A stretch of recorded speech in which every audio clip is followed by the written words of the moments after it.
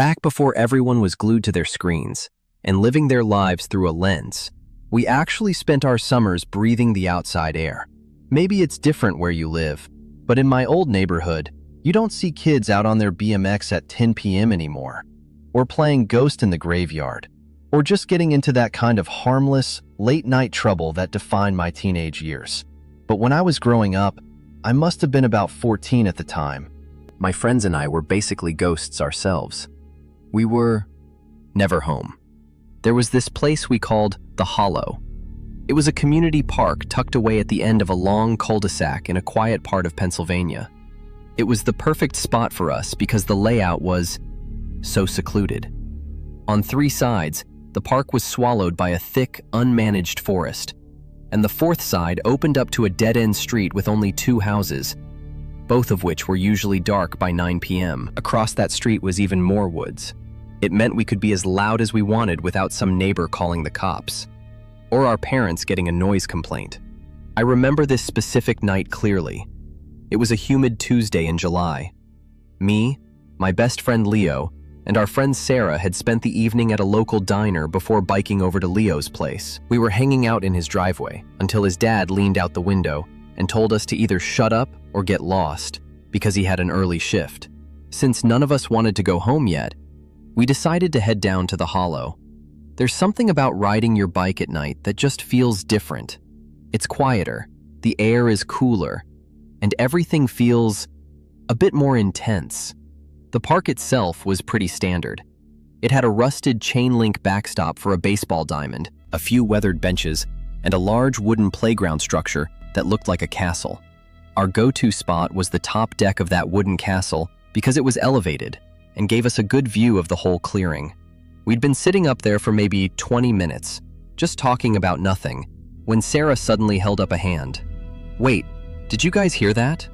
We all went dead silent. For a few seconds, the only sound was the crickets and the distant hum of the highway. When nothing happened, Leo joked that it was just a squirrel, but Sarah looked genuinely uneasy. She said she heard a heavy thump, like something solid hitting the wood right underneath us. We did a quick scan of the area from our vantage point. Nothing moved. No shadows, no flashlights, just the dim yellow glow of the single street lamp at the park's entrance. But then, maybe 5 minutes later, we all heard it. A distinct, metallic clack, followed by a thud that vibrated through the wooden floorboards we were sitting on. Now we were all on edge. We stood up and walked around the deck, calling out, "Who's there?" and "We see you." There was no answer. We even climbed down and walked around the base of the structure, checking behind the support beams. Empty. Eventually, we convinced ourselves it was just the wood settling in the heat and climbed back up.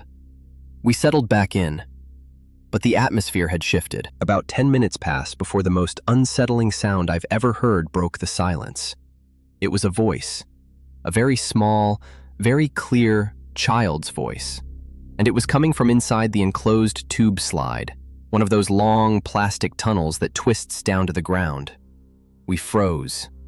I'm not exaggerating when I say my heart nearly stopped.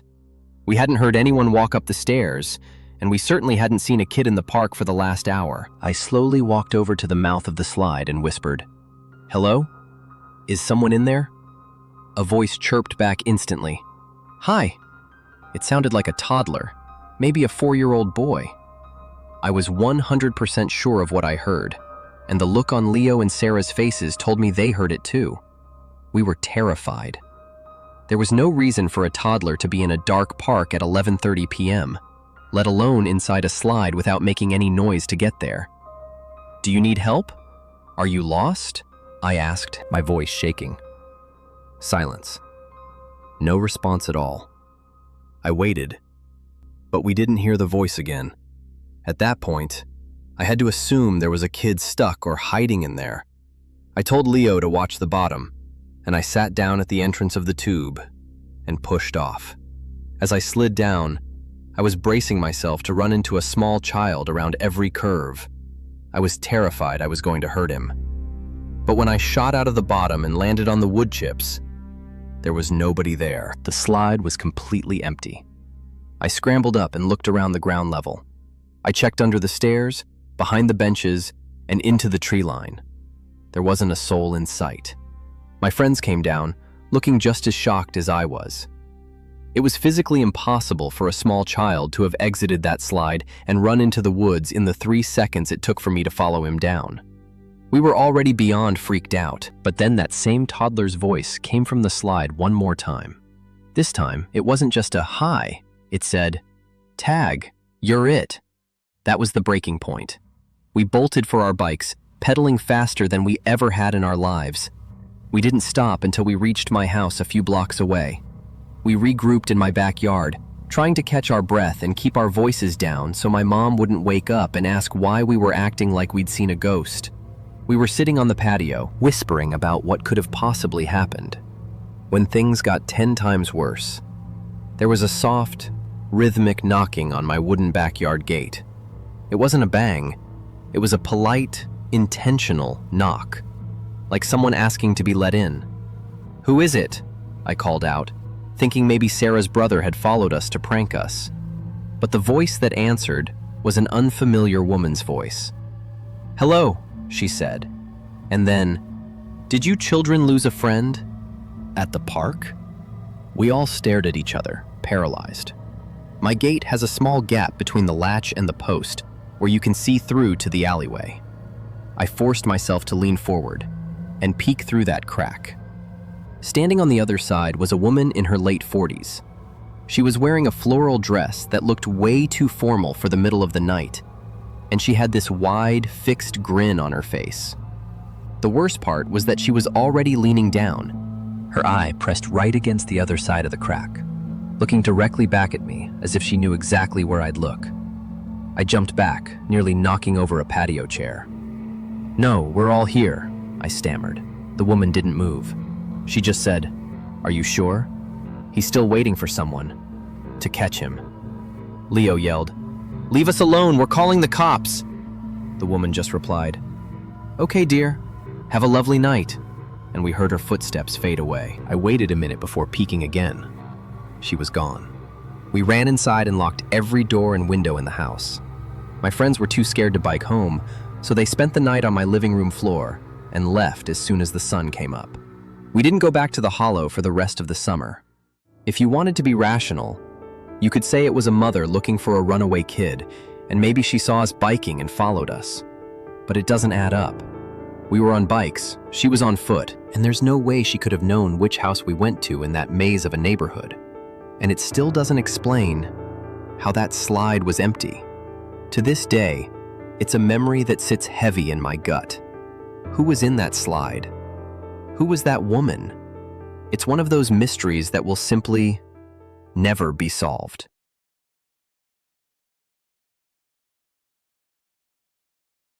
I never thought a normal walk to clear my head could turn into one of the scariest nights of my life, but it did. I live in Asheville, North Carolina. It's a mountain town, the kind of place where the community is tight-knit, and most people think it's perfectly safe to be outside at any given hour.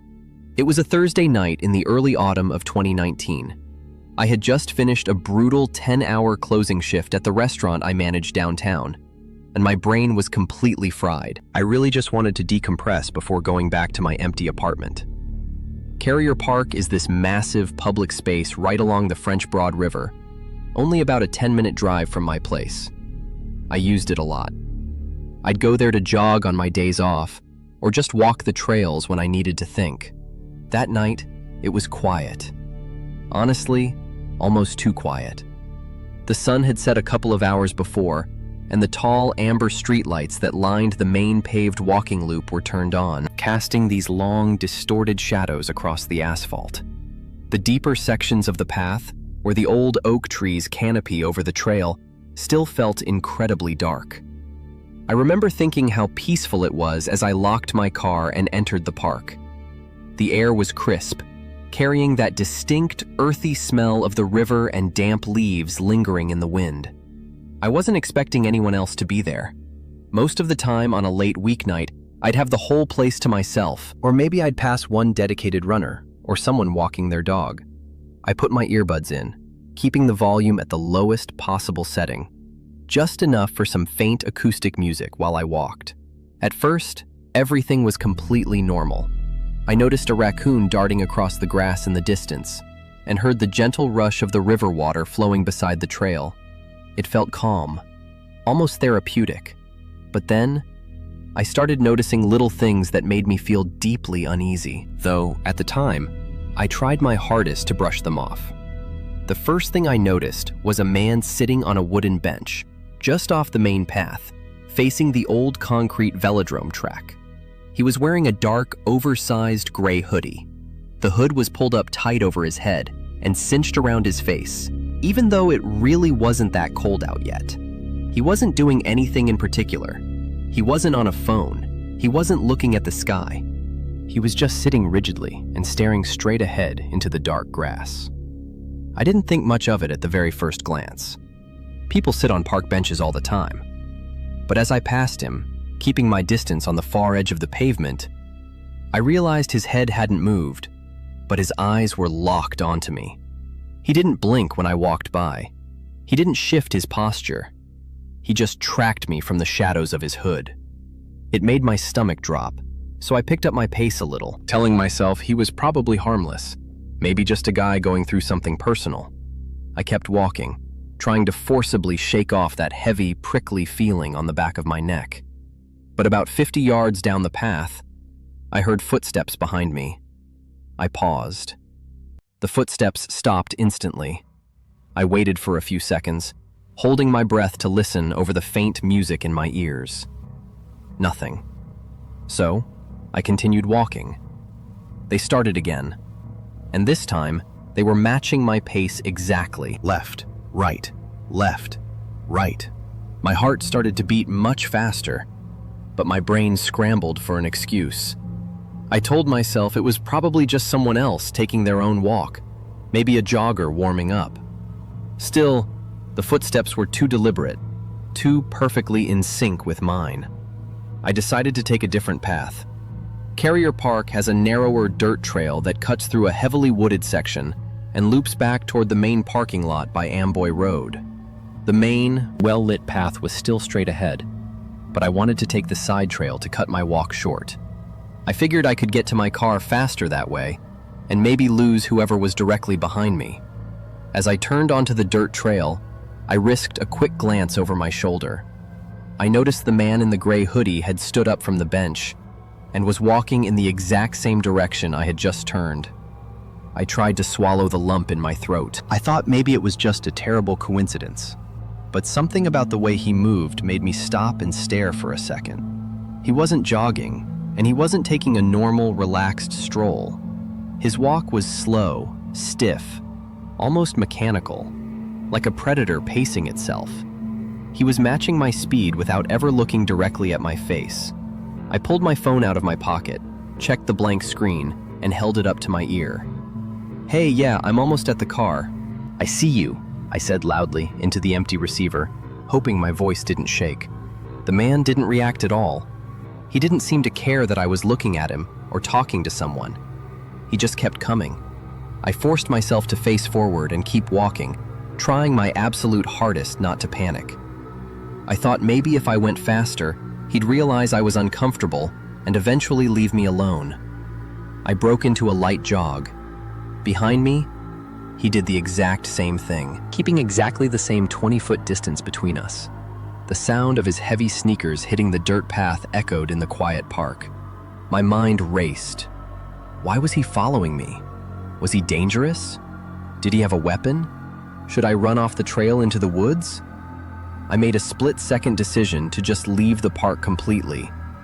There was a gap in the fence just ahead that led straight out to the well-lit Amboy Road, right near where my car was parked. I abandoned the jog and broke into a full sprint. My heart was pounding so hard, I thought it might actually shatter my ribs. I tore the earbuds out of my ears so I could hear.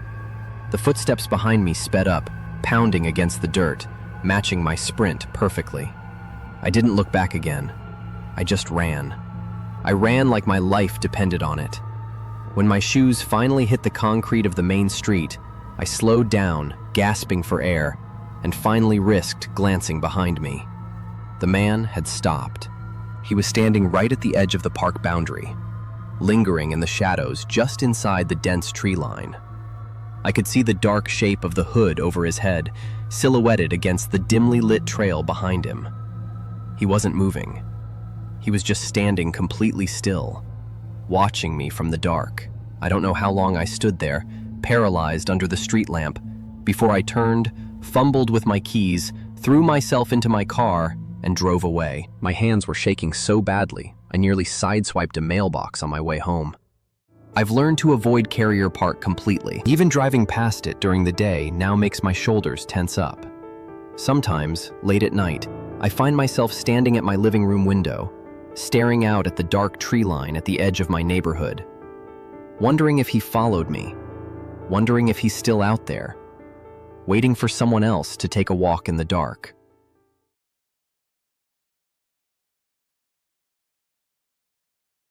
This event happened less than 24 hours ago, and the details are still incredibly vivid in my head.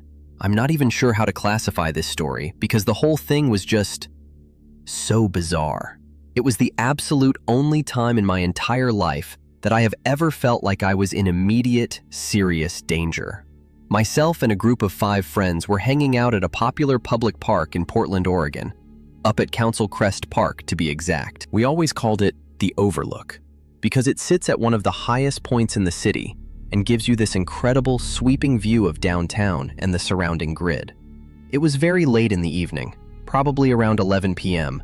It was supposed to be just a chill rendezvous.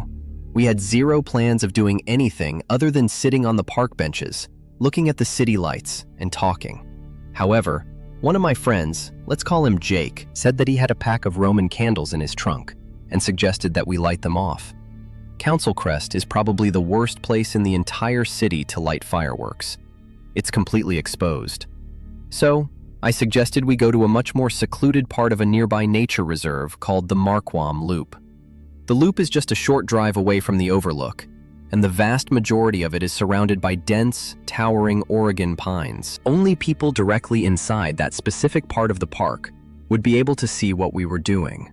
All 6 of us piled into 2 separate cars and made our way over. Although there was plenty of parking within the actual loop, we decided to park outside on a nearby residential street, just in case anything went wrong and we needed to leave quickly. We started walking up toward the loop, which is basically a huge asphalt cul-de-sac surrounded by deep woods. The driveway leading up to it is very long and winding, cutting straight through a thick, pitch-black tree line. You can't see anything inside the turnaround from the outside street. As we walked deeper into the loop, we noticed a few cars parked in different spots around the edge, with all their lights completely off. We thought nothing of it at first, as people walk the trails at night sometimes. Still, it was undeniably strange for such a late hour. Suddenly, a dark pickup truck parked near the back started moving, with its headlights entirely off. It was facing the opposite direction toward the entrance, but it quickly executed a sharp U-turn and headed directly our way. We all found this incredibly strange, so we instinctively stepped off the asphalt and hid behind some thick pine trees. The truck passed us slowly, crawling along the pavement, then continued around the loop, drove back toward the entrance, stopped abruptly, and made another U-turn. All of our stomachs completely sank. The truck was relatively small, probably only fitting 3 people inside the cab. Yet there were 6 of us, and we are all over 6 feet tall. Still, we were deeply frightened and creeped out by the predatory way it was moving. The truck immediately snapped its high beams on and started driving straight toward us. We panicked and ran further into the tree line, which sat on a steep, downward slope, and hid behind larger trunks. However, the truck didn't stay on the road. It jumped over the concrete curb and drove directly through the tall grass toward us. Whoever was driving must have seen us running, because they kept the high beams pinned on the trees and laid heavily on the horn. We sprinted as fast as we physically could into the pitch-black woods.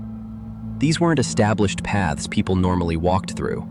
There were thick blackberry bushes, fallen logs, and tall brush, making it incredibly difficult to navigate. About 20 feet into the woods, We began hearing angry, shouting voices coming from the truck, and then we saw 3 more pairs of headlights suddenly click on from the other dark cars parked in the loop. During our chaotic sprint, our group had become separated. I was with my friends Mark and Dave, and we had no idea where the other 3 were. But that wasn't our main concern. We watched in horror as 2 men stepped out of the truck and aggressively sprinted down into the woods, shining heavy-duty flashlights through the branches. My friends and I laid completely flat on the damp ground, trying desperately to stay hidden. I managed to squeeze under a large, thorny bush, but Mark and Dave were still partially exposed in the dirt. We were in a sunken ravine with part of the loop directly above us.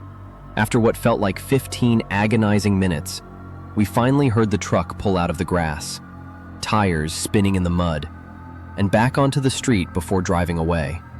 The other headlights eventually disappeared, but we never actually saw the men who had entered the woods walk back up.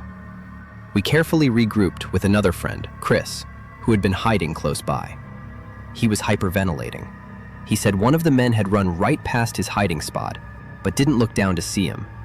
However, Chris noticed the man was tightly gripping what looked like a large hunting knife or a machete in his right hand.